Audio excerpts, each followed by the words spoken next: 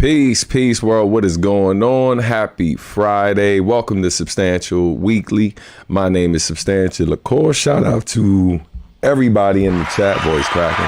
But yeah, man, shout out to everyone in the chat, everyone who's watching, no matter where you're watching in the world. If it's your first time to the channel, be sure to hit that subscribe button. Ladies and gentlemen, we are less than 10 subscribers away from hitting 11,000 today. So my hope is that before the show is over, we'll actually hit that goal. So keep your fingers crossed. If you haven't hit it already and you're watching live, man, please do so. Shout out to everyone watching on YouTube. That's where we're going to reach 11,000 subscribers. And those of you watching on Twitch. We're going to start off with a little negativity, which I usually don't like to do, but going to go ahead and address it. Hey, man, Facebook is trash. In case you haven't realized this already, man, Facebook is trash. So your boy, my account is under appeal right now on Facebook for whatever reason. Because they're worried that my account is a scripted account. So, if you really hadn't noticed, for all of you who follow me, man, even though I teach a lot about social media marketing and, all things about how to promote online, over the years, or definitely over, I won't say over the years, but over these last few months, I've been posting less and less online. It's partly because there's a whole lot of things I'm doing behind the scenes. Quite frankly, things that pay a bit better, right? And one of the things I teach in my social media marketing classes and in my classes in general is, be consistent with what you do online and stuff like that to engage your audience. But the ultimate goal and why most of us post so frequently or give you the blow by blow, the different things that we're doing, it's largely because the hope is to bring attention to the things that we're doing that help us make a living, for those of us who make a living this way.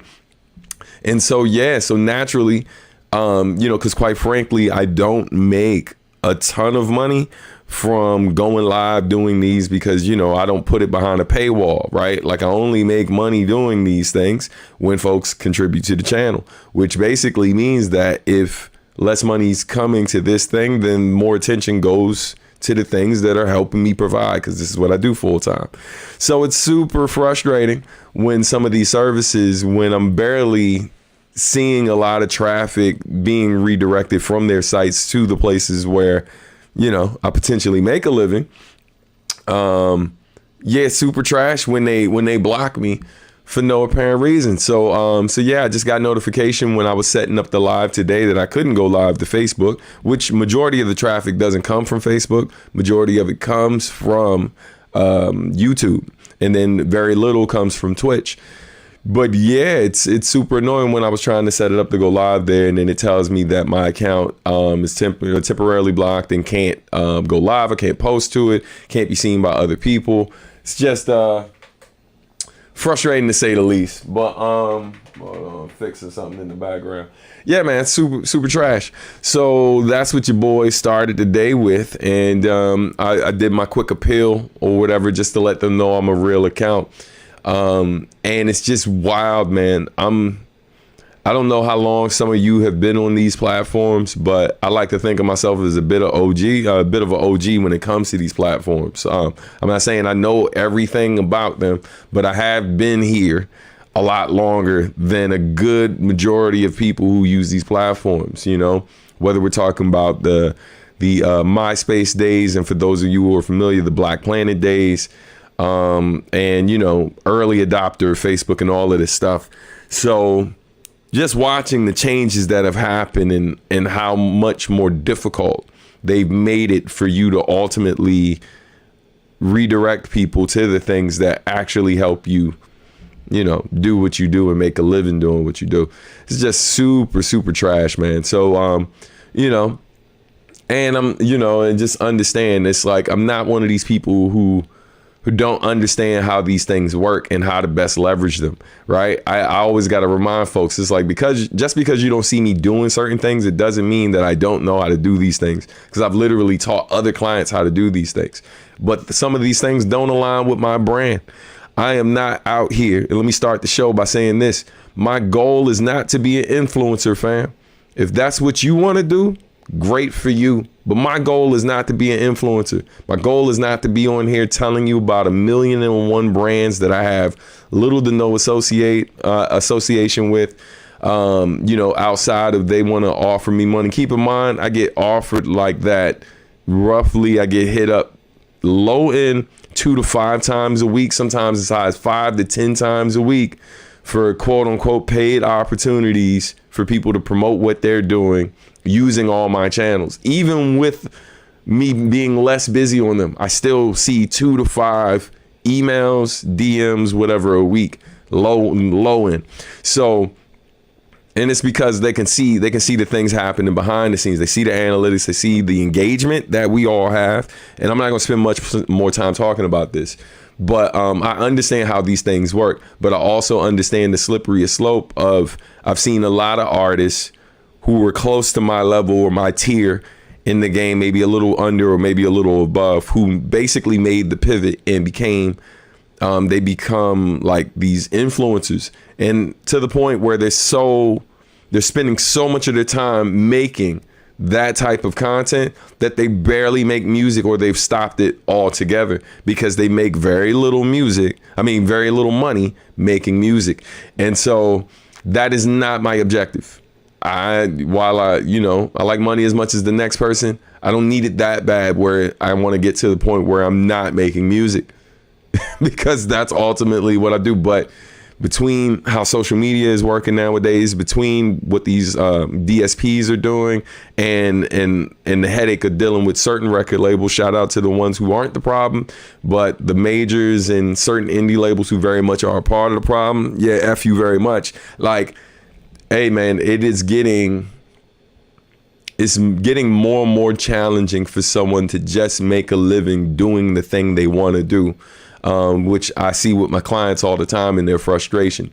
But some of these things are necessary evils. But you have to make a decision of how much you want to play the game that they've designed to be this way, and figure out how you're going to play it your way. And so, yeah, man, I've definitely, my wife and I have these conversations all the time about certain things. Like, I see certain people I said I'm gonna spend a little bit less. I'm gonna get to the chat in a second. I usually don't start the show like this, but it needed to be addressed. How we got here. Facebook is temporarily blocked my thing, so I can't do anything on Facebook until this appeal gets won or whatever. And quite frankly, if it doesn't get won, then you just won't see me there. I've really been debating about taking my stuff off of certain platforms and making it so people really just got to go directly to my website. Or something like that, and putting certain things behind that it's just super. Things are getting, again, as somebody who's been here for a long time in these spaces, it ain't just a slippery slope. It ain't even a slope, fam. Like, it's just a trap door. You know what I'm saying? Like, man, and you just fall in. And man, I'm very, very much aware of where I want to be. In terms of my career and different things I got going on. And I don't necessarily need these things the way I once did in order to do what I do. But at the same time, I recognize this also I attract new clients and for the people who don't know what's up. So yeah, man, that's all I'm gonna say about it. Super frustrating. But now that that's out the way, peace to everybody again in the chat. Shout out to my brother Early Bird in the building. Shout out to Frank up in here. We got Stratus, peace to you. Ousted, peace to you as well. Warpath, peace. What's going on, fam? Good to see you up in here. Yes, that's what I'm talking about. Let's get to 11K. As we are live today, I will keep checking to see. It's like all this trash I've been talking about social media, but meanwhile, I'm like, yo, help me reach 11K though. This is what I'm talking about. You know what I mean? It's a tricky game. Shout out to the homie Night Train, man. Shout out to you, bro. F Facebook 2 times. You know what I'm saying? Ousted says it's because they want all the money. Yo, no lies told, fam. No lies told. Posted a video on TikTok and it was muted because of copyrighted song, but the song was my song in the background of the video. Yeah, that stuff happens. So quick tip for those of you who are in a similar situation, how to avoid that. You can contact your digital distributor for your music. You can contact them and have them whitelist your music on particular accounts. So like, for example, that no longer happens to me on YouTube and stuff. When I do that, right? Like, so I basically contacted my distributor and gave them my actual YouTube channel and whitelisted it so that whenever I post videos, I don't get a copyright notice and I'm still able to monetize the way I want to monetize the video. And then there's a feature too where you can have it so it doesn't send to these platforms. However, that also gets in the way of other people promoting your stuff. But what I would recommend to you, which I recommend to a lot of our clients behind the scenes, is get your stuff whitelisted on these different platforms if you don't want to run into those type of problems. And again, it would be making sure that it's whitelisted only for your channel. So if you have an artist channel, but then you also have a business channel or like something like that, whatever channel you know you're going to be using, make sure you provide your distributor. Reach out to them, ask them what their process is, because I've done this like 3 or 4 times and it's different with every company I've worked with. So I would highly recommend that you ask them to whitelist the music. You know what I mean? Yeah, man. Juan, peace. What's going on, Juan? Good to see you up in here, fam. Warpath says, might just be me being so old fashioned, but I always hated the term influencer. Yeah. Hey, man, shout out to those who make a living doing it. Salute to y'all. You know what I mean? It's so weird though. You got folks now who, it's like, you got some folks who are musicians who become influencers, and then you got the reverse that happens. You got influencers who become musicians, like, because they do a funny video, like dealing with music and stuff like that, that goes viral. And the next thing you know, they decide to pursue music. And hey, man, listen, I ain't here to knock anybody hustle. I just know what I'm willing to do and what I'm not willing to do. And that's just, considering how much money I make, like making the music and stuff like that, I don't do bad for myself. doing music, art, and then consulting others and stuff like that, I do pretty good. But I'm well aware of how much money I probably would be making if I didn't care so much.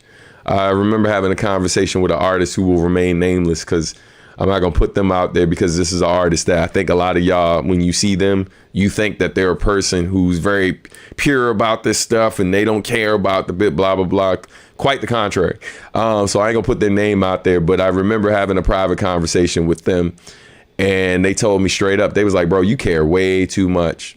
They was like, man, like,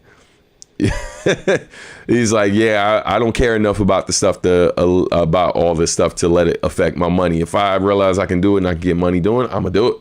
And so again, I ain't here knocking anybody hustle, hence why I'm not throwing their name out there. But a lot of you would be surprised to know that this is a person who thinks like that. And you'd be surprised how many of these folks out here who make that pivot, because it's just like, yo, it's easy money. And I just don't.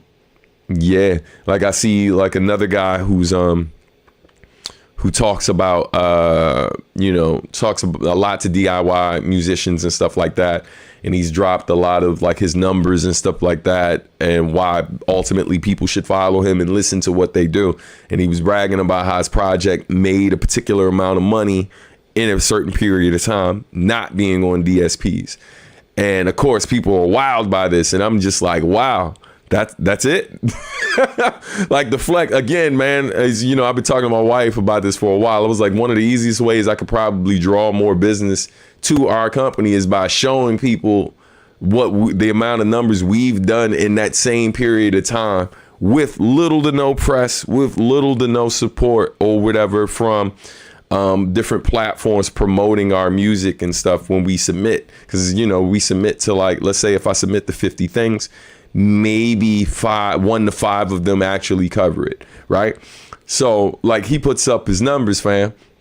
And again, this is him making more money as an influencer than him as a musician. So he puts his numbers up, and like, man, the numbers that he made, the money that he made in 6 months, which to the public looks like a flex.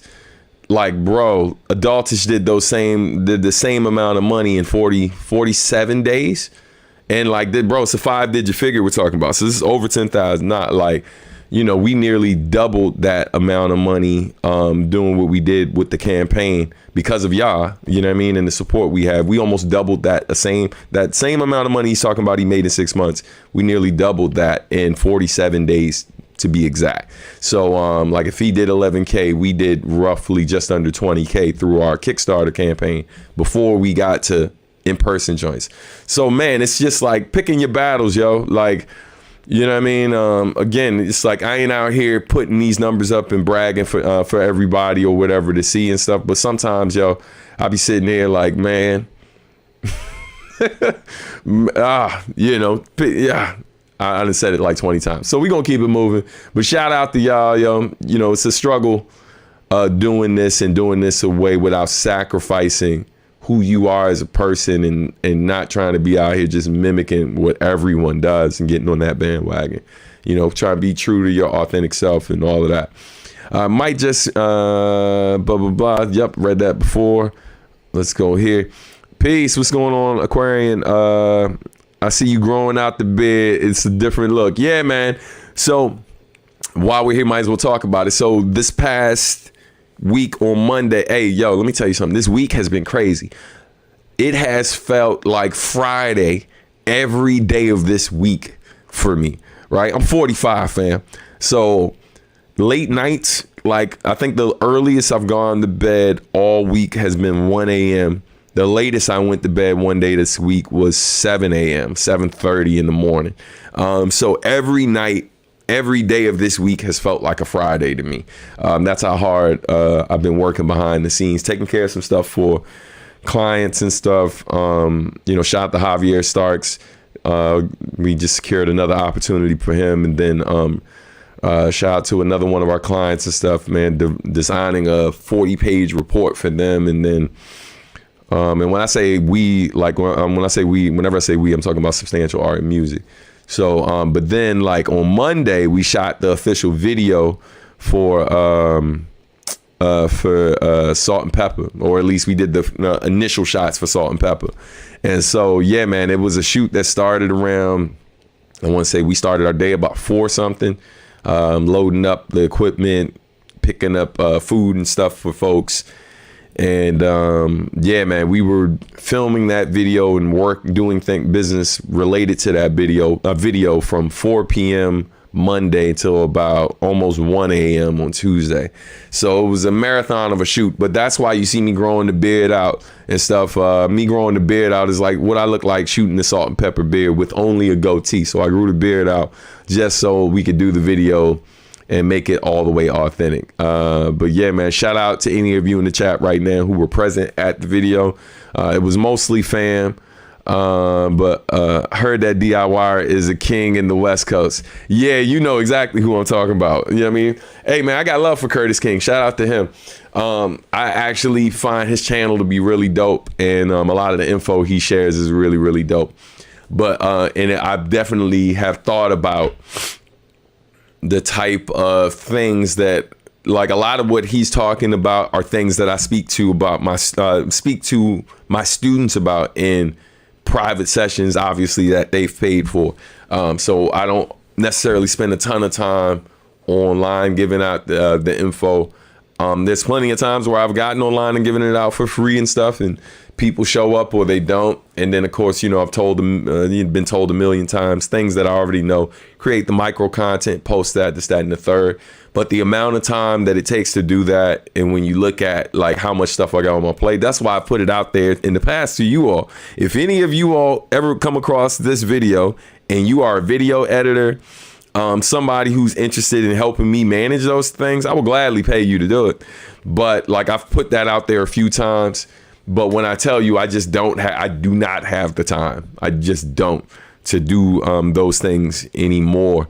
Because the return is it's not what people think it is, right? Like, it's not what you think it is. When I look at what I'm doing that supports me and sustains me day to day versus what I could be doing to expand on that. Because I also have to look at like our capacity as a business. And so this is all the boring stuff that folks I know that ain't why you here, but just letting you know this is the life, you know what I mean? But anyway, man. The power of true core fan base, 100%. Because when that number that I was talking about, we didn't do that number. And I say we because I don't do that without y'all. We didn't hit that number because of a ridiculous amount of subscribers or followers or blah, blah, blah. Because everything that I post, even though this channel is here, quick YouTube watch, tell you where we're at. Hold on, let me close it out and then open it again. All right, we are 7 subscribers, ladies and gentlemen. 7 subscribers away from 11,000. All right, 10,999. What was it? 10,993 subscribers away. Said it wrong. That's how many subscribers we have. So we're 7 subscribers away. Tired, man, tired. But anyway, we're almost there. But yeah, man, of the almost 11,000 people who follow this, when we do these videos every week, it's only roughly about 20 to sometimes 30 people who show up. Right now, it's only 10 people watching on some of that may be YouTube. I don't know if any of you are watching on Twitch. So we're a bit lower today than normal. That's partly because I was last minute putting the link up. We usually do better when I post a bit earlier. But, you know, again, managing these different things and pick and choosing your battles, because right before we went live was another video for the salt and pepper, another meeting via video chat for salt and pepper. So I didn't have a lot of time to get it set up. But man, when I tell you it's going to be worth the wait, which leads me to something else. But again, shout out to the true core fan base. Just finishing this point. It's because of y'all we were able to do those numbers. Even though it might say I got this many followers, this many whatever, it's about 1 to 5% of y'all who actually engage with all of the stuff consistently that I post. So when we hit those type of numbers, it's literally of the tens of thousands of people who follow me on these different platforms, it's only about 150 to 200 of you who consistently or inconsistently support in these different moments.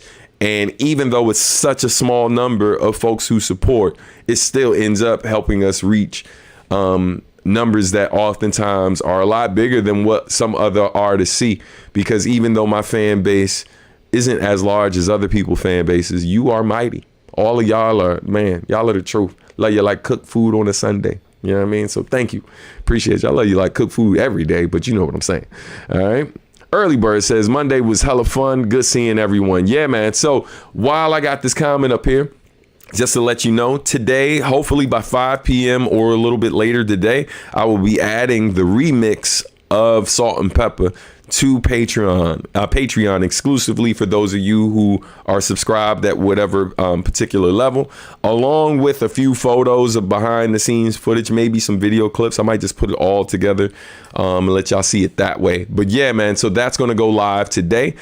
So y'all will have a new song for the month. Also in that same post, you will see a link for the June 30th. I think it's June 30th. Yeah, June 30th, we'll be doing Substantial Sundays live, but it's going to be private, only for my subscribers via Patreon, and then for those of you who are subscribers via Bandcamp. So you all will be sent the link. That is a private link. Do not share it with anyone. It's just for y'all. So yeah, all of that will be going live today. Look out for that. I'll be posting it. I'll finish doing the post for that when this video finishes today.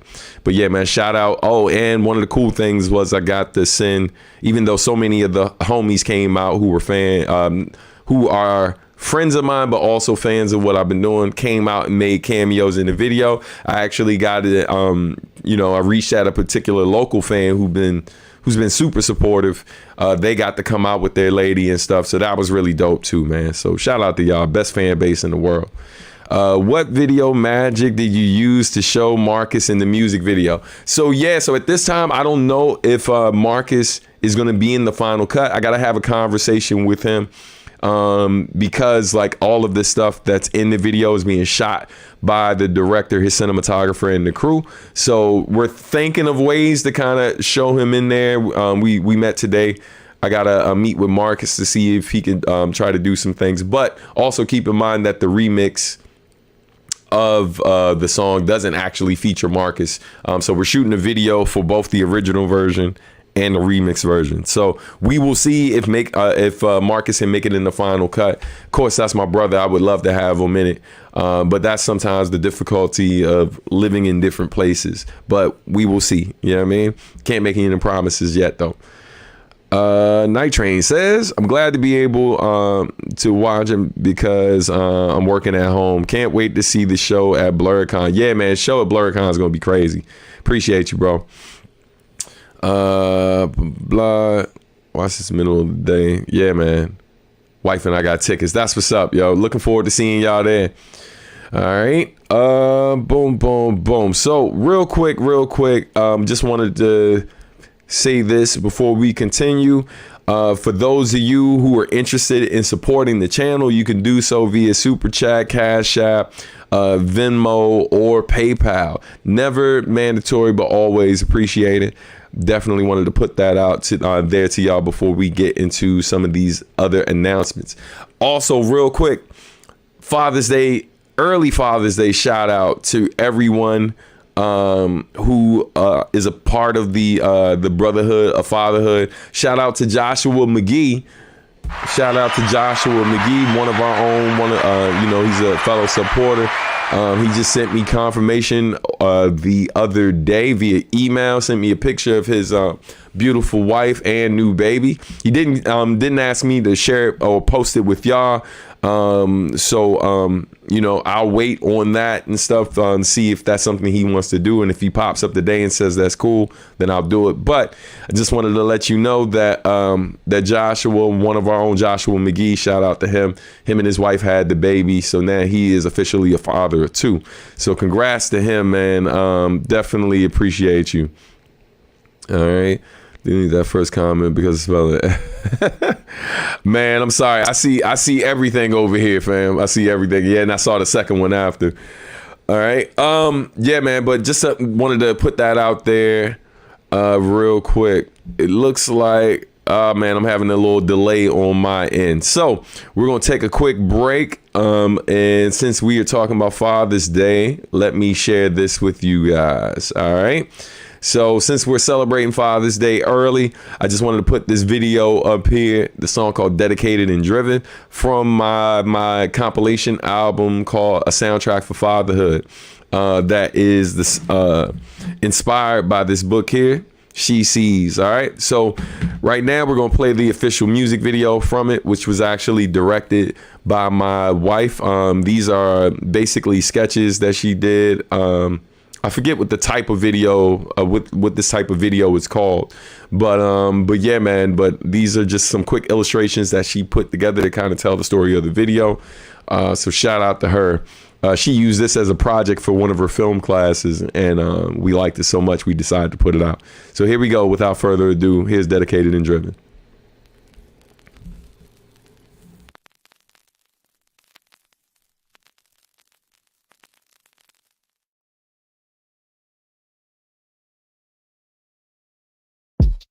For the brotherhood of fatherhood, R.I.P. to Eric Pyle.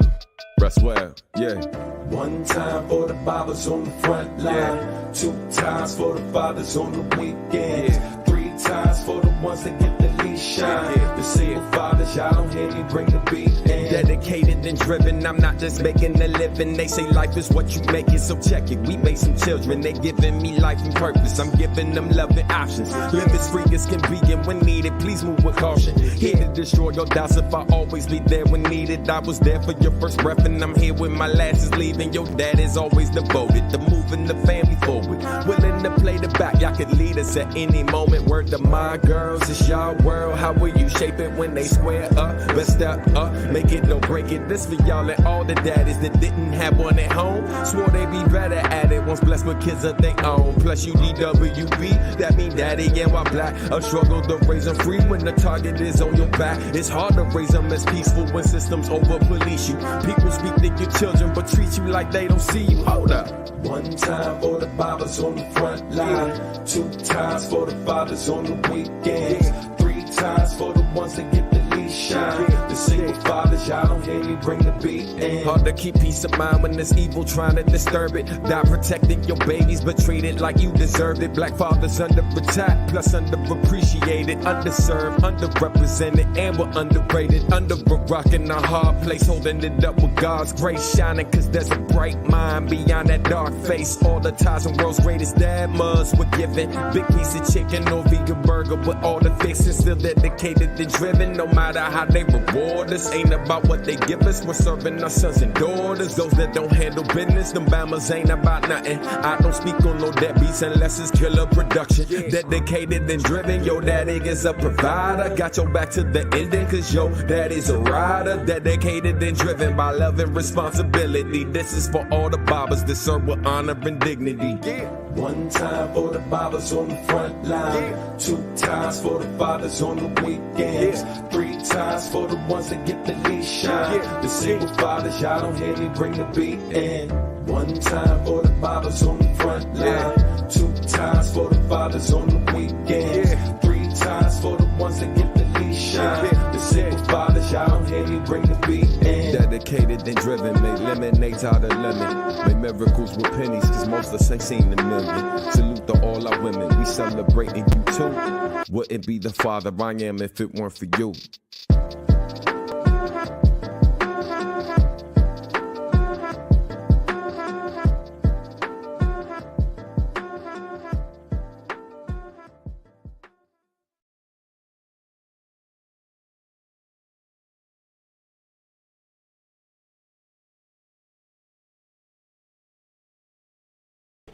Yeah. Okay.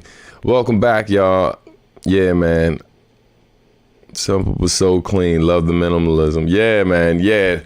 It was just a way for us to really create some cool visuals for the song, and a different way to capture, just the vibe of the joint, man. And it's been dope just seeing some of the comments on that video over the years, how people found the song and all of that. and different things. So first and foremost, shout out to Eric Powell, man. Rest in peace to that brother.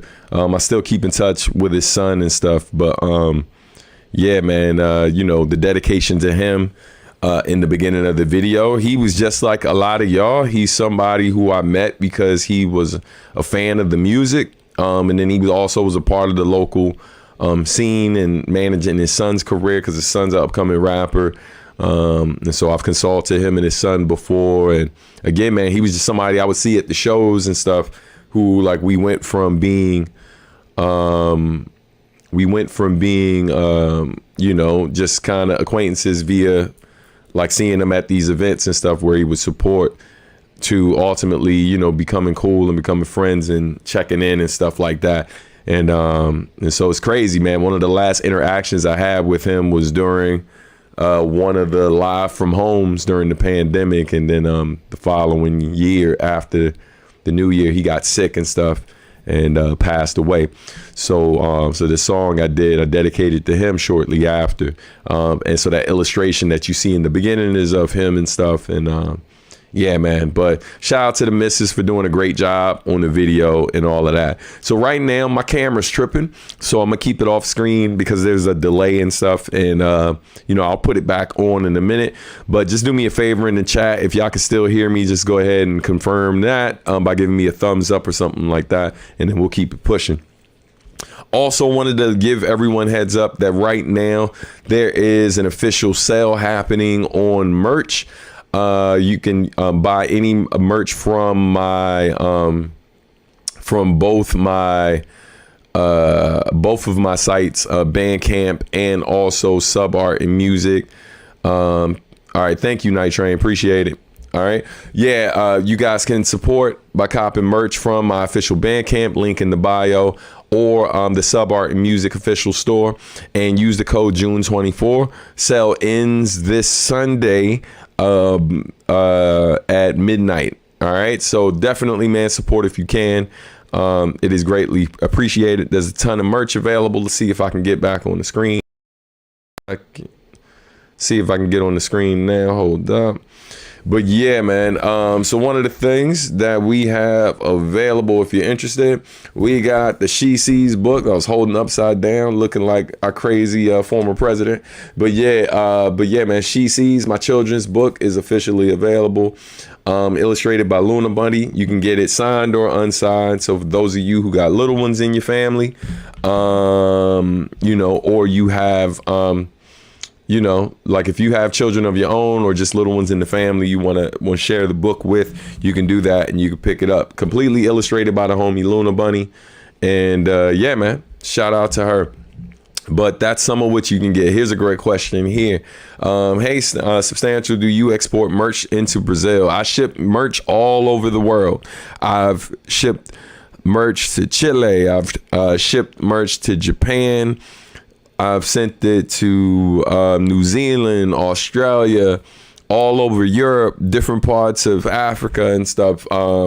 Yeah, wherever you are in the world, we ship merch to. So if you ever are trying to order something and it gives you some restrictions saying that it can't ship, just reach out to me directly and we will figure something out. But yeah, everyone is able to get this work.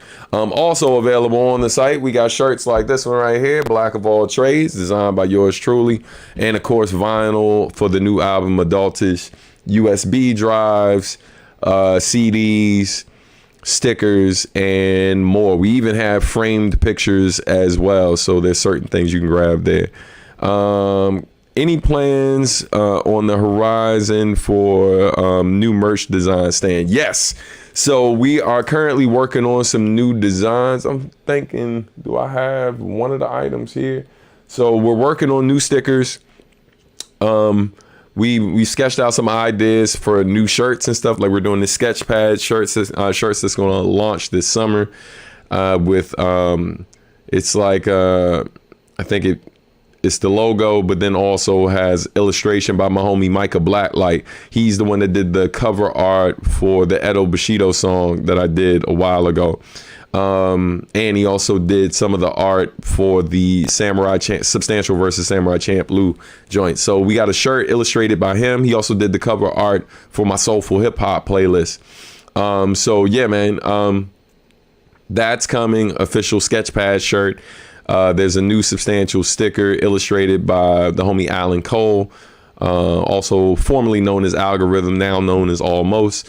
Then we are working on some other like comic themed type shirts and stuff. Won't tell you the idea and all of that. Video's tripping again, so yeah, let me put this back on the screen. Okay, says that is awesome. Definitely getting that adultish sweater, man. Thank you. All right, and then Warpath says, let's go, best news today. Yeah, so more merch is coming. Hopefully, you know, man, I'm about to reach out to the vinyl distributor again, who said they were interested in doing this deal. You know, typical me, man. I try to get y'all good news before things, as things are being worked out and before they're finally done. So yeah, that's on me. But regardless to whether or not this deal pans out with them, I do have plans of doing more vinyl before the year is out. So I'll keep you posted on that. What was it? I saw Komachi new CD release. She released a paperback lyric book. Would be cool to have one designed by you. Hey man, don't threaten me with a good time. You know, I'm absolutely down to do a lyric book. This is something that someone mentioned to me before, and I see poets do chapbooks all the time and stuff with their material that they perform. My question for you is, what lyrics like are we doing this for? You know, I'm thinking, I mean, I technically have one that's already done for adultish because I already designed a lyric booklet that's only digitally available, but I could make it physically available too, and it could include some of the photography for the album as well as other art. So if that's something y'all want to see, I absolutely have the means to do that. You know what I mean? It's just a matter of if that's something y'all are interested in having. So I'm glad to see that you're interested. Would love to look into that further. Technology, can't live with it, can't live without it. Yeah, man, it's definitely a headache. Early Bird says, best of. Yeah, man, I want to do a best of project 100%. I was trying to have it ready for the 20th anniversary of my career from like the first release in 2000. Clearly that didn't happen. It was partly because talks broke down between me and one of my former labels, where I was trying to get most of the labels I worked with in the past, because of the type of contract I had, I don't need permission to share those songs. But the problem I have, or the challenge that I have, is that some of my biggest songs are collaborations. Right? A good amount of my biggest songs are collaborations. So in order for me to put those songs on a project, I would literally have to license those songs from the labels who currently distribute them. So of course that's, you know, like, I want to say at least five to somewhere between 5 to 7 songs that I did with Nujabes are amongst the biggest songs I've ever done. You know, keep in mind, I've done, in terms of songs that's actually out there right now, it's over 20 songs that we have out there. But of those 20 plus songs, 5 of them are some of the biggest songs in my career. So yeah, it's kind of hard to do a best of and not have the biggest songs you've done. So, you know, and yeah, Early, yeah, I'm well aware. Yep, 25th anniversary is cool. But yeah, that best of Substantial lyric book would be dope. I think that's a great idea. Look, write that in my notes right now. Hey, man, so I'm 100% open to whatever ideas y'all have for merch. I love the lyric book idea. Adding that now. That's the lyric book. So, yeah, man, any other ideas y'all got, send them this way. And, you know, I will definitely pursue it. New merch. some of this stuff I could probably get out before the summer is done. There's one tour I'm going on where some of the smaller merch will definitely be ready. But yeah, I will see about having some of these other items up too. With a fancy cover. Oh, that, yeah, I definitely think that would be dope as well. I'll see what I can do. You don't have to license your lyrics. Nope, I don't have to license the lyrics at all. So that's a great man. Early, shout out to you, bro. You know what I mean?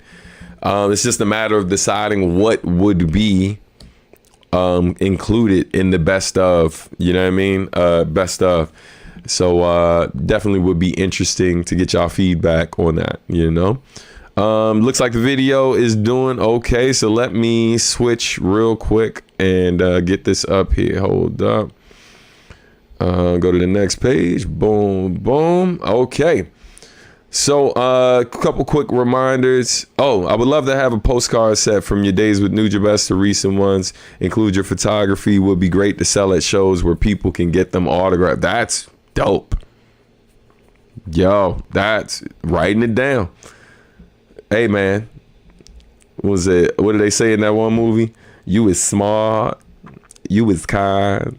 You was important. I think that was The Help. But yeah, I'm writing that down too. Postcard set. Yeah, man. I think a set of 10 would be dope. Yo, love it. Keep the ideas coming. I appreciate y'all. And what I'll try to do is remember who came up with some of the ideas, because I'll make sure to hook you up for free. You know what I mean? If that's what I end up doing. That way, you know, show love to those who were helping this happen. Postcard set, that was Stratus. Got you. All right. Let's see. All right, peace, Early. Have a great day, man. Let's see. Warpath says, would love some of your favorite lines from your songs on shirts.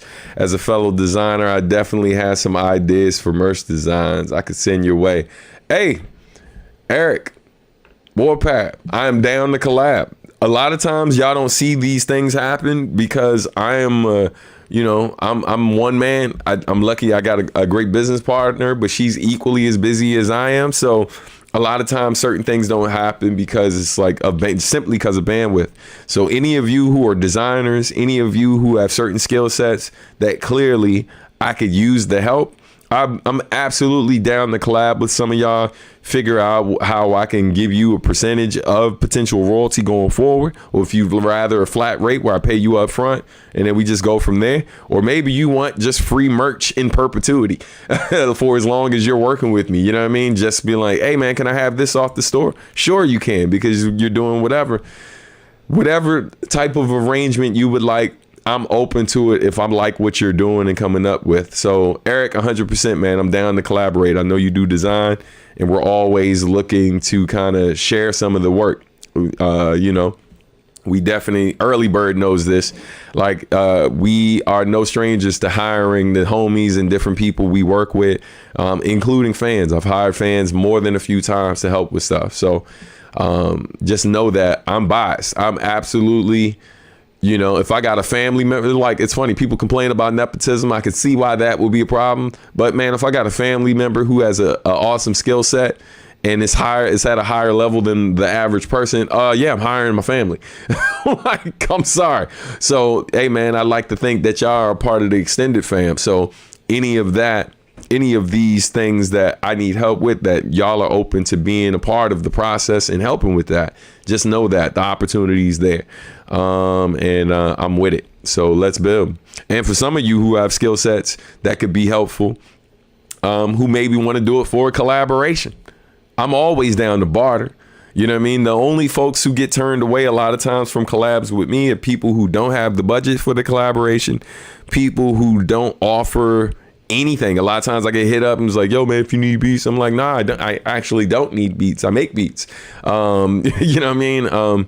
But I will say that if you are a person that's looking to barter, you're a designer, you're an editor, you're whatever, and you have some skill sets that you think I could use, and I really love your work, that's an opportunity there. So let's talk.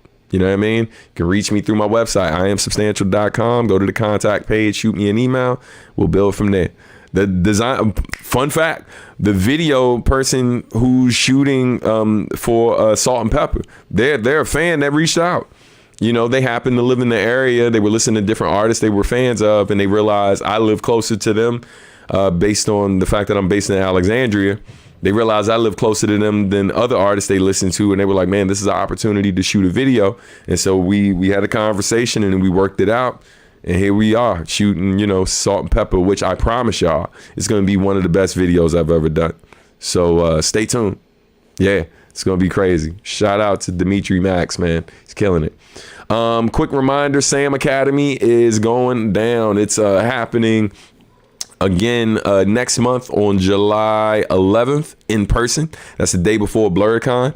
Also, we're doing online classes as well, where you can either watch video or pre-recorded classes, or for those of you interested in our distribution class, I'm doing it live this Monday. So if you pay for one of the classes and you are interested in doing that, I do live video sessions on as well. So no matter where in the world you are, if you're interested in that, we can definitely arrange that too, either pre-recorded or not. So yeah, man. But yeah, early, have a good one if you haven't left already. I love that. I've been out of the game a while, so a bit rusty. But once again, I get back into things again, and I'd definitely be interested in working with you. It would be an honor. Pleasure will be mine, man. So let's build. Reach out, and we'll make it happen. Night Train, who I believe is also a graphic designer, gonna need you for a song in the future. And you know I'm a graphic designer. See, if I can design for the vice president, I could design for you. Hey, there it is. There it is, man. Clap it up for you out here. Just, you know, the little subtle flex. See you out here doing big things, bro. But yeah, man, definitely would be down for that. I can definitely drop a verse on something, man. That would be amazing. Graphic designer, no, better graphic designer than I proofread. Hey, isn't that us? Like, that's all of us, fam. I just mentioned it earlier in the show where I'm designing a 40-page report, annual report. And there's so many things that sometimes when I get feedback on the design that, like, it sounds like, yeah, like this thing is a particular issue, and almost like they're like, yeah, you know, like I should have caught it. They don't do that most of the time, but every now and then it's kind of worded like it was on me, and I'm just like, hey man, I'm not a copywriter, fam. I didn't write this stuff. I take the stuff and I paste it into the thing, and like I'm looking at shapes, colors, layout. You know what I'm saying? Like how the eye moves. I'm reading over certain things, but unless it's pointed out to me as well, that is not what I'm there to do. You know what I mean? All of that should be taken care of before it even gets sent to the graphic designer. So I 100% feel you, and I will keep that in mind, you know? Oh man, it's all good, fam. You know what I mean? We are kindred spirits, fam. All right. So again, Substantial Art and Music Academy. You can register at crescendostudiosva.com/Sam-Academy. All right. For those of you who are interested in learning from yours truly. Okay. Once again, another reminder that the NPC Collective is going on tour. We're starting the tour at BlurredCon, and then from there we will be going to Washington, D.C., Philadelphia, Brooklyn, Baltimore, and Richmond. I will not be at the Raleigh date, just to let y'all know. I have things that I have to be back here for. I'm doing this open house with Omega Studios, where I also teach. And so I will not be in attendance for the Raleigh, North Carolina show. But again, you can catch me at BlurredCon with the NPC Collective, as well as Philadelphia, Brooklyn, Baltimore, and Richmond. Keep your fingers crossed, because there are some other potential tour dates that haven't been confirmed yet. But hopefully, if that pans out, I'll be telling you about that within the next month. All right. Other news. Once again, I'll be at BlurredCon. I will also be at Otakon doing super sketch pads. Not just sketch pads, the traditional joint. We're going from a 1 day, 2 hour situation to literally an all day long, every day of the convention situation. So super sketch pads is being introduced at Otakon this year to celebrate their 30th anniversary, and that's going to be super dope. That's August 2nd through the 4th. I'll be vending throughout the weekend as well. So come through, let's get some pictures, let's get some things signed, bring some old merch, cop some new. Should be dope. And then after that, August 24th, I think it is, August 24th, I'm performing at Con Jutsu. That's also in VA. So BlurCon is happening in Arlington, Virginia. And then I will be at Otakon, which is happening in Washington, D.C. And then I will be at Con Jutsu in August, and that also in August. And that is happening in Fairfax, Virginia. So yeah, man, I'm staying East Coast for a good amount of the summer. There's a ton of stuff happening here that I'm involved with, and I'm excited. Ladies and gentlemen, hold up. Everybody stop what you're doing. Clap it up for our brother, Joshua McGee. Clap it up for Joshua McGee. Happy Father's Day to you, King. Early happy Father's Day to you. Congratulations, man. We were just celebrating you a few minutes ago and stuff, a little while ago. Yeah, man, super dope, bro. Super happy for you. Congrats to you and the missus. Hope she's doing well. All right. Yeah, absolutely. So yeah, man, that is going on. I already mentioned Sketchpads. Sketchpads will also be happening at BlurCon. We're doing it that Saturday. I got to post a separate flyer. I'll do that next week. But I'm also doing another event this same night. But it won't be at BlurCon. It's actually going to be happening at Crescendo Studios. I'm gonna be performing a part of Park Fest as well. That's July 13th. So yeah, come out to that. It's gonna be dope. Yeah. On that note, I'm gonna get ready to get up out of here. Merch available now. Please pick up some merch. Hats are still available. All that good stuff. Also got one more announcement before I get out of here and let y'all go. Let's see if this thing is going to load properly, but in a second. But in the meantime, it's time for the Q&A. Send your questions through. I'll get to that before I dip and all of that. And then hopefully this little promo video I got to show y'all loads up in a second. All right, going back to the chat, see what we got.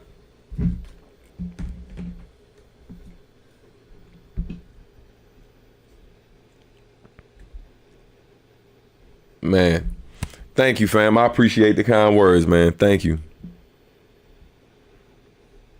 All right, hold on one sec.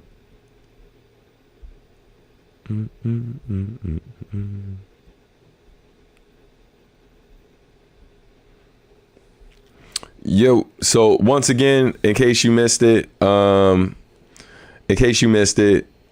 official substantial merch available now. 10% off from now to June 24th.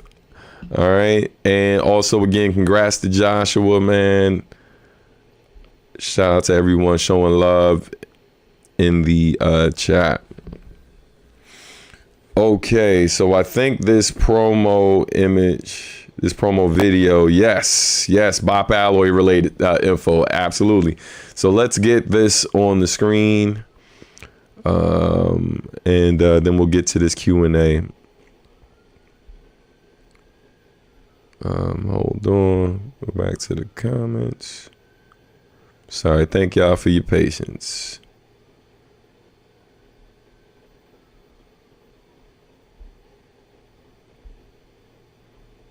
Oh, why is it not working? Yeah, I'm trying to get this video from... Oh, that's why. Man. Okay. All right. Sorry. 1 second, y'all. Just fixing something behind the scenes because something I want to share with you. My Dropbox has been tripping. Like it's supposed to automatically upload whatever to the different locations I have access to the Dropbox folders. And for whatever reason, it's just like only on this laptop. And I think it's a space issue. It doesn't seem to update the folders properly.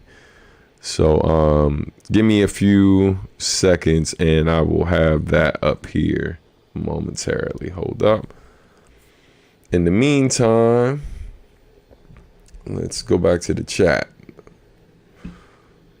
All right. Yeah, and I took the video off again because it started doing the thing again where it's like a delay. Appreciate y'all patience.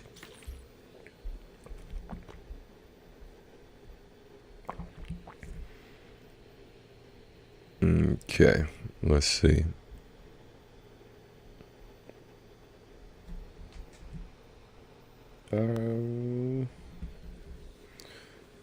Come on, video. Coming through.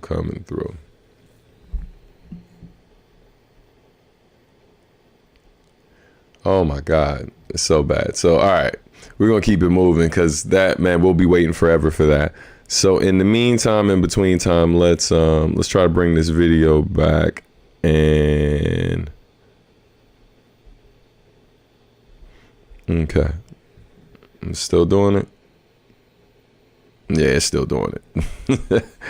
All right, I'm gonna answer the question that Warpath just sent through without the video being up.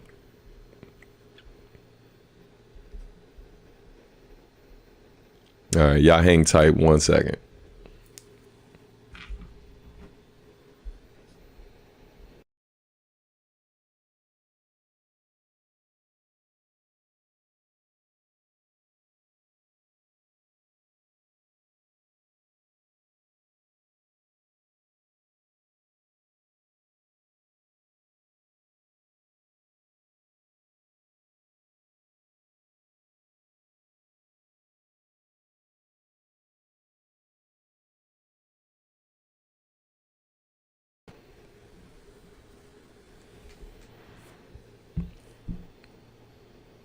Yeah, it's still doing it. Okay. All right, so let's I'm sorry for what the audio and video not lining up, but just to address the question, it said, okay, first, you've never been shy about mixing and trying new styles. So on that note, what would you say are some of the greatest examples of fusion, hip hop, rock, hip hop, and other genres? That's a great one.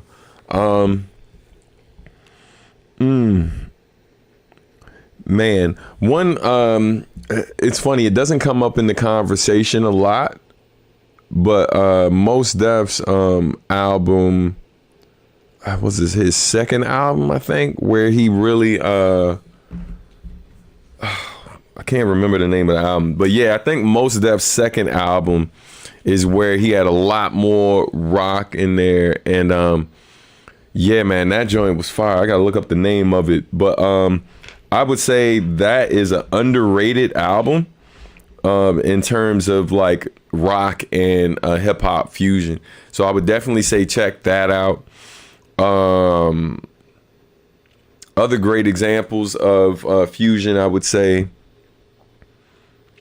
What's the joint? Oh man, there was a soundtrack for Judgment Night back in the day where it was like rock and hip hop, where it was rock bands and different hip hop artists and stuff. Definitely check out that. I think it had everyone from like Anthrax, Public Enemy, De La Soul, a bunch of other rock bands and stuff. But it had some really great songs on there. I did. Yes. That okay, thank you, Night Train. Yes, The New Danger by Mos Def and Blackjack Johnson. Definitely, man, check that album out if you have not heard that album. You're probably not going to find it on streaming services because, you know, Mos is not feeling streaming. And I don't blame him. But yeah, definitely look up that record. Let's see. Let's get another one. It said, I noticed that fans of yours and Marcus D do not know you are a duo in Bob Alloy. What do you do to change this for your next album? Wow. Also, keep in mind, I noticed a lot of new fans for you. Yeah.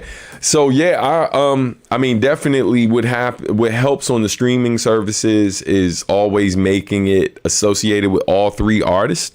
Like in terms of like for the what's it called, for the bring it home for the featured artist, so not featured artist, but for the main artist, basically listing Bop Alloy, the group, and then listing Marcus D and myself. So yeah, I don't know, man. I feel like no matter how much we brand it a particular way, because it's definitely on our logo, it says Substantial and Marcus D. And then no matter how many album covers that we've done where it has that on there, it has both of our names. It's always been that way. I feel like some fans, the reason why this happens, because you have different type of fans. You have fans who are active listeners, and then you have passive listeners, people who like a song or two, or maybe a few more, but aren't really super fans. Like they're not, like they'll listen to the song and they like it, but they're not investigating past that. They might add one or two songs to some playlists, but they're not investigating past that. That being said, I don't think there is much more that we can do other than be more active tours, like touring the world, be more active on social media, posting images with us both, which is challenging because we do not live in the same country. But I don't know if there's much more we can do about that part of it, right? Like, because I feel like, I mean, hell, man, you still got people who don't know how to say Nujabes, right? Which lets me know that most of those people who still don't know how to say his name, like they don't really listen to the songs that have rappers on it who say his name, because we all say how to produce his name, and all of the different pronunciations, most of the pronunciations I've heard of his name, there are no records. And keep in mind, these songs that you heard with us, it ain't like we figured out how to say his name on our own. We were in the studio with him. So we would say his name the way that he told us to say it. And still, no matter how many, I've literally been in public back and forth with, I got back, quick, wasn't that major, but at least 2 or 3 times I've had a back and forth with someone who claims to be a fan of his, who was trying to correct me on how to say it. Like I didn't know the dude. So so I think there are certain fans that are passive fans who don't really fully engage with this stuff. They engage more with other members of the audience than they are able to with the actual artist, and then they don't really fully listen to this stuff. So yeah, I think that's always going to happen, and we're going to do what we can to let folks know. But again, it's branded like that everywhere. We do our best job to make sure it's listed a particular way on the DSPs, even though our distributors somehow managed to F that up too. But yeah, we're going to do what we can. Thank you for the question. Warpath says, kind of a part 2, but what are some of your favorite quotes, and are there any you try to live by? Also, you've talked about your favorite hip hop artists, but who are your favorite poets? Ooh, that's a great one. So quotes that I'm gonna try to live by. One quote. This is a original of mine. It ain't a quote from someone else, but this is something I came up with that I shared with my students. But I live by it as well. So one of my favorite quotes. Oh yeah, okay, Joshua, I got you. I'll do that after I answer this question. I didn't want to post it without your permission. So, yeah. So quotes to live by. One is, I would say that, the one I tell my students is, you are as smart as the questions you think to ask and the research you're willing to do. I live by that. So a lot of times I'll ask somebody, if I have someone in front of me who's saying that they know a particular thing really well, and let them know if they have any questions, I'll usually ask them. However, I'm also a person that I'm not sitting around waiting for someone to give me the answer to things that I can simply do a Google search and go to accredited sites or, official platforms that are like specialists in this particular thing and get these answers. So I'm actively looking to answer questions that I have, because this is a part of my growth as a human being. So yeah, I encourage others to do the same. So that's one quote that I live by. That's actually a quote from me, but a quote that is not mine, that I live by as well is, from Chuck Close, famous, painter, illustrator, or artist, I should say, famous artist. The quote is, inspiration is for amateurs. The rest of us get up and go to work. So that's a quote that I live by. And quite frankly, a lot of my artist friends don't like that quote. I don't, man, listen, yeah, but that quote is so hard, man. Like, inspiration is for amateurs. The rest of us get up and go to work. It's because I find that a lot of our favorite artists are inactive a lot of times because they're waiting for moments of inspiration to hit them and blah, blah, blah. And that's cool.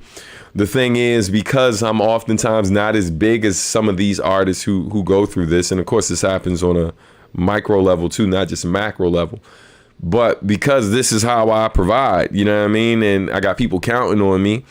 It's important that I stay active. Now, what's crazy is me saying this year, like, I don't think I've written more than like 10 songs or 12 songs this year. So this is probably the most inactive I've been as a writer. However, I've been more active as a visual artist this year than I've ever been, I think. Like, I'm doing graphic design almost daily at this point. And I have a really client that's sending me a lot of work. So it's kind of slowed me up in other ways in terms of the music. But I've definitely done a lot of writing and recording and stuff like that. So which reminds me, I got the song I got to work on today. And then beats this weekend. Shout out to Anaconda. So yeah, man. But other quotes, I think of a quote from Bruce Lee where he says, was it willing is, knowing is not enough. We must apply. Willing is not enough. We must apply. And what's the second part of it? He says, knowing is not enough. We must apply. Oh my God, I forget the second half of it, but it's something is not enough. We must do. It's basically saying that, like, how many times have you given someone advice? And I ain't talking about times where you're offering unsolicited advice. I'm talking about people ask you a question, you give them the answer, and then their response is, I know. Which, when they say that, they're letting you know they've already heard this like 30 times, or at least 5 times, right? And so when they say, I know, that's a sign of someone who's not applying what they know. Because if you're telling them that thing, that means more than likely they're not doing it. Right. That's the only reason why you're suggesting it most times is because you don't see them doing it. So you make the suggestion and then they reply, I know. And still years go by, months go by, days go by. You still don't see people actively applying this thing they claim to know. So I try to live by that quote as well. Like, if you do better because you know better. Right. Or, if you know better, you're supposed to do better. Favorite poets. Blah, blah, blah, blah. I don't know if I have a ton of like favorite poets like that. Some of my favorite poets oftentimes are people I know. So, I mean, I'm lucky to be able to work with Anaconda, Rocio Milagro, because she, for the longest, has been a poet whose stuff I love and respect. And so I would argue that she's definitely one of my favorites, and is super dope to be able to say that one of my favorite poets is somebody I get to work with. Outside of people I know, Saul Williams is a beast. I haven't been following as much of his recent work, but I know for the longest, I was really, really engaged with his older work and have seen him live a few times in the past, back when I lived in New York. Shout out to my brother, the homie Be Polite. He was of a poets collective called Second to Last. Really, really dope poet. He's actually a dancer as well, professional dancer. But yeah. But yeah, man, I hope those answered your questions. While I'm gonna try to get to another question as I grab these picks from Joshua. Hold on. Yeah. Computer's definitely acting up right now. But while that's loading up, let's go to the chat, try to find another join. Hold on. Olan Mayut. Olan.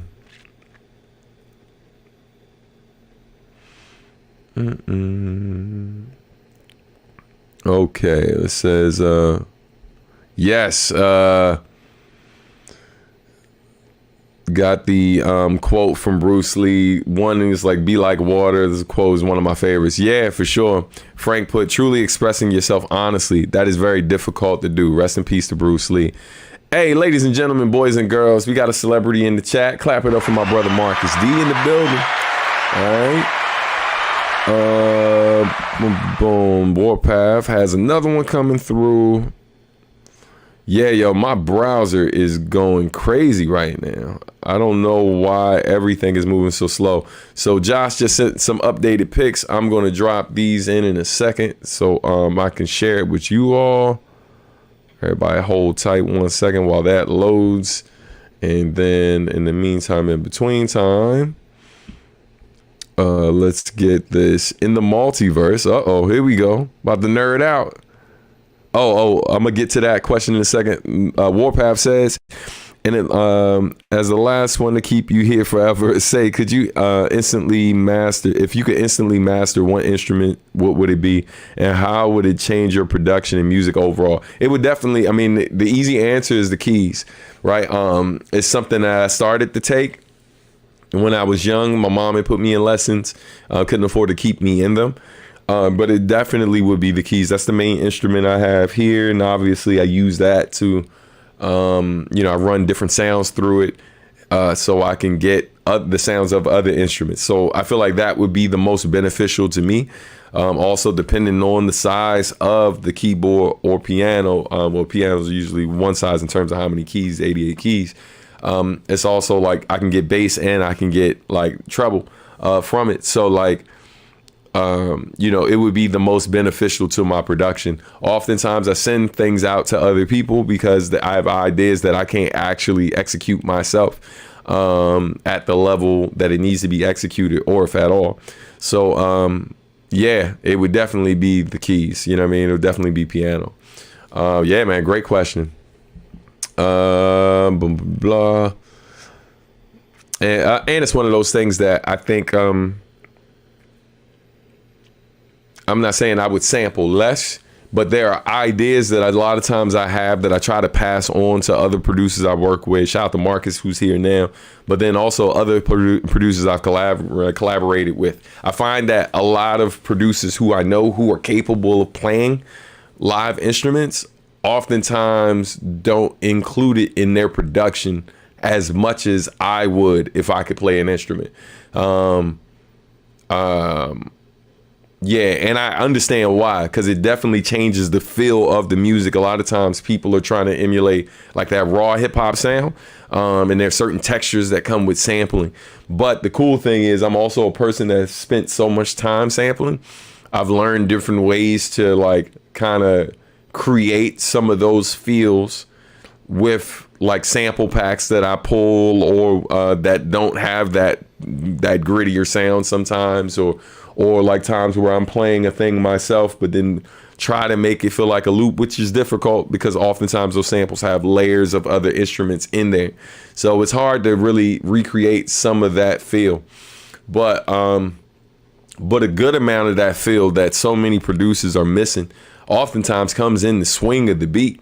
So you can create something that maybe is a bit more polished and clean, but still kind of has that rawness, that unpolished feel or sound or whatever, just by like rhythm plays such a huge part in that, because so many like different producers whose stuff I hear is so stiff a lot of times, like they're so controlled by the metronome, that it feels more it feels a lot like the machine that they're sending the instruments through. And so yeah, man, so I love that live feel. I love when music moves, you know what I mean? Also a person that's overly conscious of this idea that some people are out here talking about like rap music as if it's not music at all. So the type of the rap that I'm trying to make oftentimes, or not trying to make, or that I make, is like I want it to feel like a living thing. I want it to feel like there's changes happening. I don't want it to be a long ass loop that really goes nowhere, right? Like that's not how I produce my beats. And so that's oftentimes why I don't pick certain beats from other producers.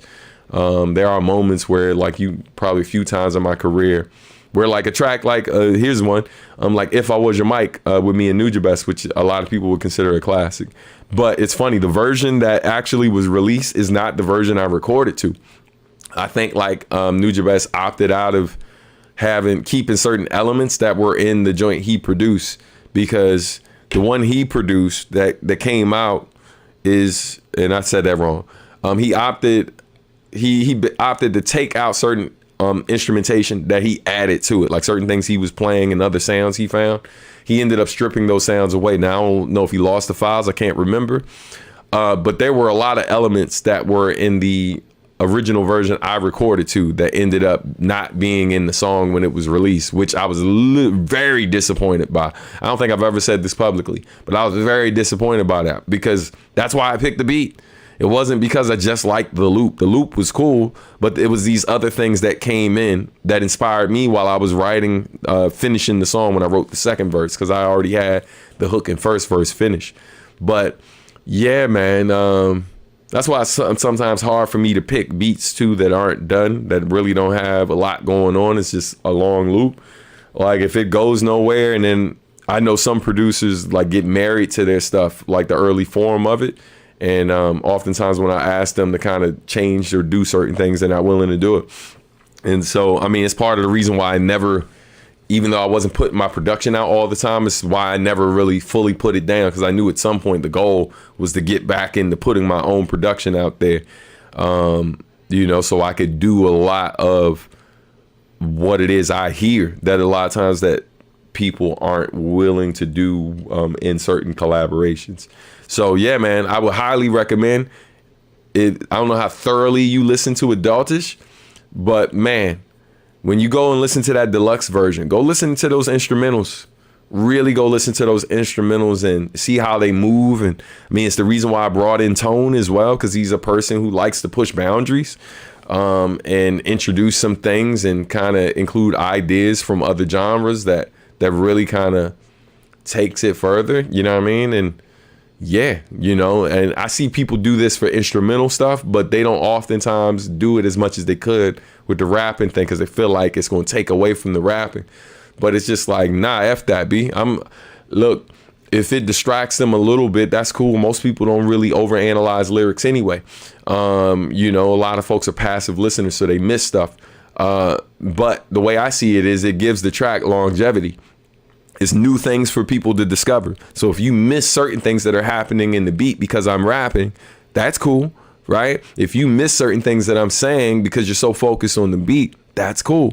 But the dope thing is 5 years from now, 10 years from now, you re-listen to that song and you discover new things, because like, even though overall sonically it sounds maybe straightforward or sounds whatever, like there are certain things that are little gems, little Easter eggs hidden in the music, hidden in the lyrics and stuff like that, which ultimately plays out better for long-term listening.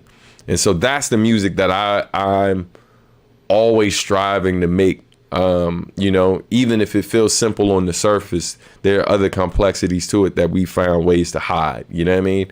So it's not distracting, So anyway, man, that was a super long-winded answer. Damn you, Warpath strikes again. Haven't forgot about the pictures, Joshua. Let me, oh my God. Pudding. Oh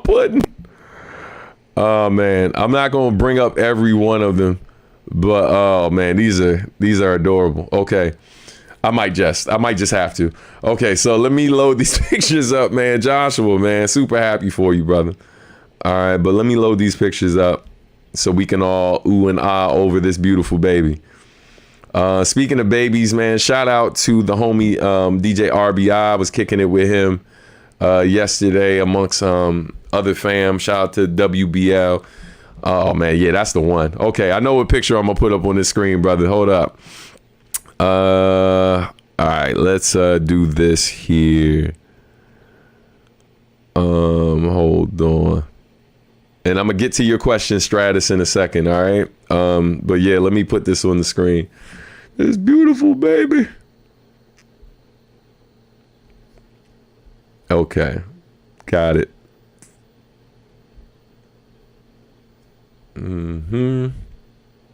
All right, we're gonna switch it to this screen and add it there. Waiting for it to load.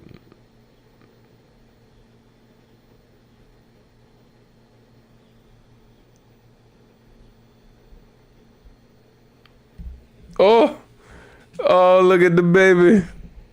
Look at the baby. Man, congratulations again to Joshua McGee, man. Yeah, I'm not going to put all the pictures up right now because there's so many of them. But yeah, man. So beautiful. Bro, I'm so happy for y'all, man. Congratulations again, bro.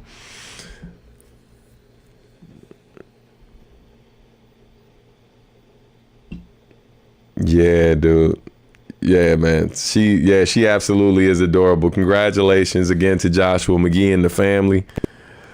Yeah, man. Hey, listen, we just added another supporter to the family, yo. The tribe is growing. That's how I see it, man. Like all of y'all who are part of the fan base, man. My extended family, the supporters, man. I love y'all so much, man. And I'm really rooting for all of y'all, and yeah, man, absolutely beautiful name.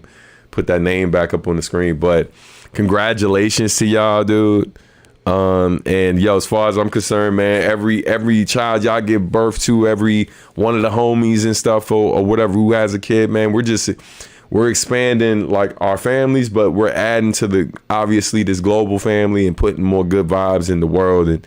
And like y'all know, like I know, man, we need as many good and great people as the world can get. So when I see good people making other good people and beautiful babies out here, gives me hope.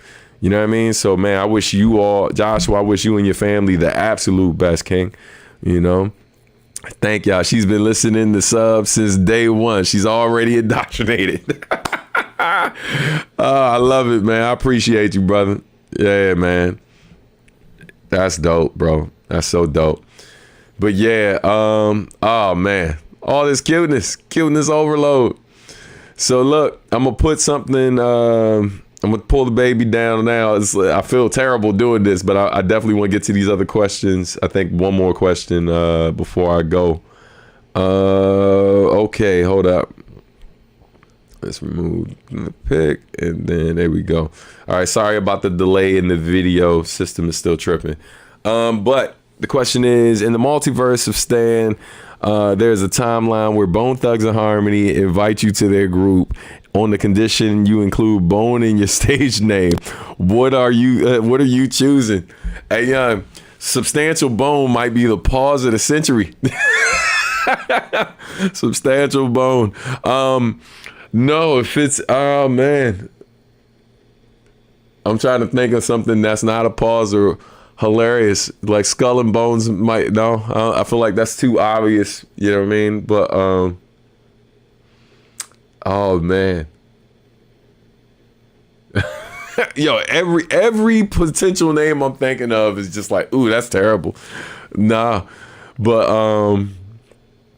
oh man, I had one I was about to say, and then I was like, nah, pause. Pause before you even, just for thinking it. What's another one?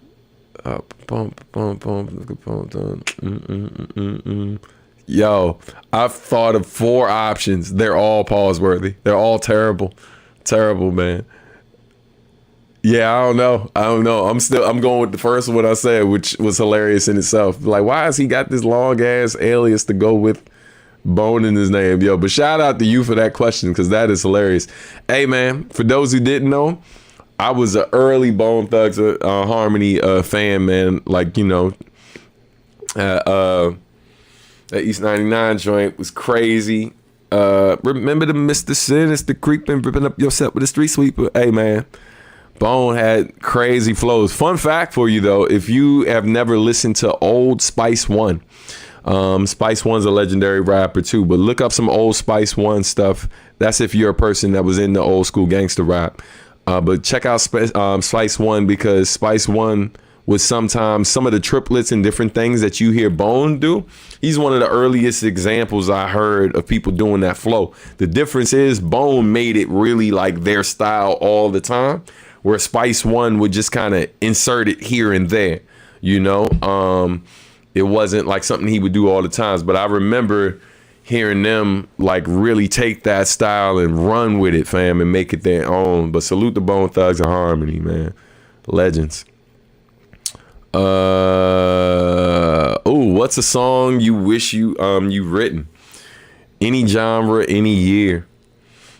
Man, Love by oh my God, I know his name. By Donny Hathaway. Love by Donny Hathaway. That's one. I love that song. I feel like it's one of the most beautiful songs ever made. But that one,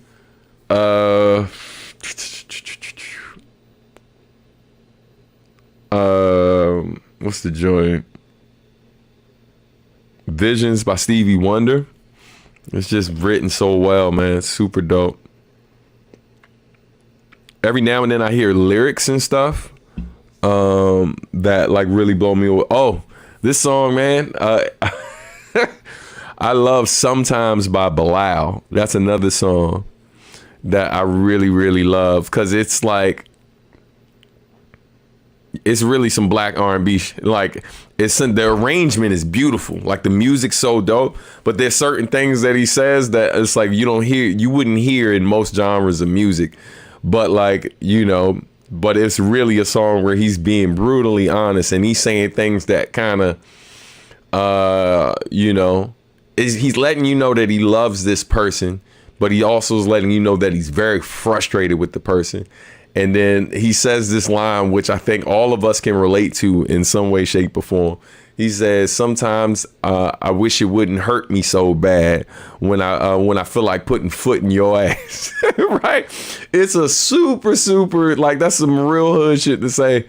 But it's a real thing. I think that, like, he's not saying that I'm abusing the person I love. But sometimes he feels like it's easier just to lash out physically than it is to really express how frustrated I am. But because I love you so much, I would never do that. But there's a part of me that wishes that I didn't love you so much, so I didn't feel so guilty when those thoughts cross my mind. Like, it's a simple line that when you really break it down, it's a line that's way deeper than I think most people listening to it give it credit for, because on the surface, you just hear, oh man, this dude sounds like he beats his girl. But like, he's saying, like, I wish it wouldn't hurt me so bad when I feel like putting foot in your ass. Like, he ain't saying he's doing it. He's just saying the thought crosses his mind. And I think I ain't even talking about relationships with a spouse. I'm just talking about, we've all had moments where someone says something and the immediate thought is like, what are you, stupid? I should slap the shit. That is what's crossing your mind, but that doesn't mean because you're an intelligent human being who knows how to use your words. You don't go out here putting hands on everybody. And I feel like, as somebody who's 6 feet tall, over 200 pounds, I go through a good amount of my day-to-day life wishing sometimes, rather than expressing my frustration verbally or keeping it to myself, sometimes I just feel like going on a slapping spree. You know what I'm saying? Like, oh, you get a slap, you get a slap, you get a punch in the throat, you get a headbutt. You know what I mean? It's like, but because I'm not an idiot and I know how to use my words, or I know how to turn the other cheek and keep it pushing, you let it go. I'm like, hey, it ain't worth it. You know what I mean? I ain't with another great line that I love that I wish I thought to say is a line from Prodigy from Mobb Deep, where he's like, don't make me have to risk my freedom. Hey man, that is one of the best threats ever written. Yo, shout out to P. Rest in peace to him, man. He had some of the hardest hardest lines ever. But anyway, yeah. Thank you for that question, Marcus. Great answer. I think this was to the earlier question. Great answer. Is probably the most versatile instrument. Just so many applications. 100%. Blah blah blah. Also says, sorry for the delay. It sure would be something to suddenly see Stan playing an instrument right up there on the same level of the likes of Uyama, Lizzie, or Mason, or Marcus D. You know what I mean? Shout out to Marcus.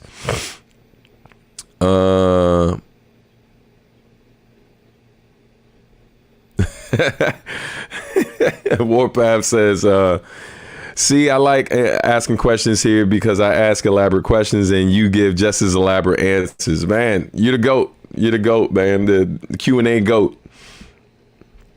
In line with this group, Stevie Wonder, Isn't She Lovely? Imagine using the lyrics dedicated and driven. Ooh, that's hard. That's hard. Oh, hey, Young. Hey,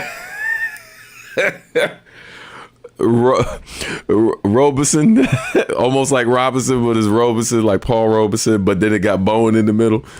I mean, you know, I guess it could work. With a whole lot of pauses. Yes, all the pauses. Raw Bone Son, pause. Definitely a pause. Way to go. Yeah, hey, see, Marcus D knows sometimes it's fire. Sometimes by Bilal is a fire song. Definitely. Yeah, I love the dichotomy of it. Yeah, absolutely, man. It's a great record. Like like musically, it's just so beautiful, man. The arrangement's fire. His scatting leading into the song's fire. But then the lyrics is, yeah, it's just a perfect song to me. I knew something Stevie would be on the list. You know, Stevie Wonder, my favorite artist all time. Hey, man, listen, I don't care what nobody say. I don't care who your favorite singer-songwriter all time is. If Stevie is not in the top 3 conversation for greatest singer-songwriter all time and producers, you know, like, hey, fam, like, I don't know what we even talking about. You can't find... There are very few people in music who have a career that is as long as Stevie Wonder's, who still puts on as great a live performance as that is on the same level of the recordings he make, and as the recordings he's made, which are amazing. I saw this dude live literally take, oh my God, I wish Rochelle was here. But he basically fused 2 different songs. One of them was like the Black National Anthem, or no, it was the National Anthem, our National Anthem. And then he fused it with like either the Black National Anthem or another song that like really kind of is... So I wish I could remember what the song was because I ain't doing this no justice. But he did this fusion of these 2 songs. Just kind of going with the lyrics of one second and then transition into the lyrics of the other, but over music that was like a fusion of them both. Yo, oh my God, man. Oh my God. Like, there are lots of great singer-songwriters in the world, but I would say you would be hard pressed to find a lot of them that are not even just better. I'm just saying at the level of Stevie Wonder. And so, yeah, man. And if you don't know, I don't know what to tell you, but go dive into that discography because it's lengthy. You know what I mean? And he got, and what I like about him is he has songs about everything. You know what I mean? He got songs that talk about religion. He got songs that talk about love. He got songs that that talks about like racial disparity. He has songs that, you know, like songs about like his children. Songs that incorporate other genres from like, you know, he's been featured on rap songs and he's been sampled a ton of times for rap songs. But then like you got songs where it's like salsa in there, you know what I mean? And upbeat like dance and like Latin rhythms mixed with like African rhythms and stuff. Man, he does so much. And lyrically, he's just so much better than other folks. Oh, thought of another song, last song, and I gotta go because y'all play too much. Warpath is your fault. I was gonna leave almost an hour ago, but I'm still here and it's your fault. What was it? Another song I wish I wrote. I mean, you could pick more than a few songs from Smokey Robinson. Smokey Robinson's pen might be one of the greatest of all time, fam. And if you don't know, look up a song called Tears of a Clown. Hey, fam. And then even something like Quiet Storm by Smokey Robinson. Hold on. Let me give you these lyrics because I don't want to butcher them. Lyrics. Smokey. There we go. Woo.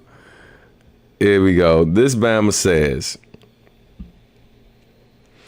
He says, soft and warm, a quiet storm, quiet as when flowers talk at break of dawn. Come on, yo, a powerful source of tender force, generating, radiating, turn me on, turn them on. Young, come on, man. You shut all my nerves, promising electric things. You touch me and suddenly there's rainbow rings. Quiet storm blowing through my life. Like, fam, in this song, man, like, I forget what year it came out. Song's like, what, like, I don't know if it's the 60s or whatever. Like, that dude lyrically, man, yeah, yo, he's a GOAT as well, man. He's GOATed. But anyway, I can go on and on. These guys, man, their pens do work, and I love it. So on that note, I'm gonna get out of here, yo. Y'all have an amazing weekend. Take care. It's still a delayed joint. I hope my voice is coming through fine, even though the video is acting up. But man, y'all take care of yourselves. Have a great weekend. Happy Father's Day to all of you who celebrate. Once again, if you want to donate to the channel, you got the options scrolling the bottom of the screen and stuff, man. Like, you know, again, never mandatory, always appreciated. It definitely helps me day to day. Before we get ready to go, let's check to see where we are, see if we finally hit that 11,000 mark. Nope, somehow, some way we lost the subscribers. So yeah, so we went from being 7 away to now we're 8 away. Makes me sad just a little bit. But hey, man, do me a favor, share the link to the channel. Let's see if we can hit that 11,000 mark before the weekend. Thought we were going to be able to celebrate the milestone today. It's all good. I'm just happy to be chopping it up here with y'all. Man, happy Father's Day to all of y'all. Super happy Father's Day to Joshua McGee, who just had the new one. And also a happy Father's Day to my brother from another mother, my man Marcus D. Happy first Father's Day to you, King, man. Super proud of you, bro. Sending love to you and the family. Hug the baby for me. Hug my nephew and Yukari for me. On that note, y'all have an amazing weekend. Take care, y'all. Peace, peace, peace.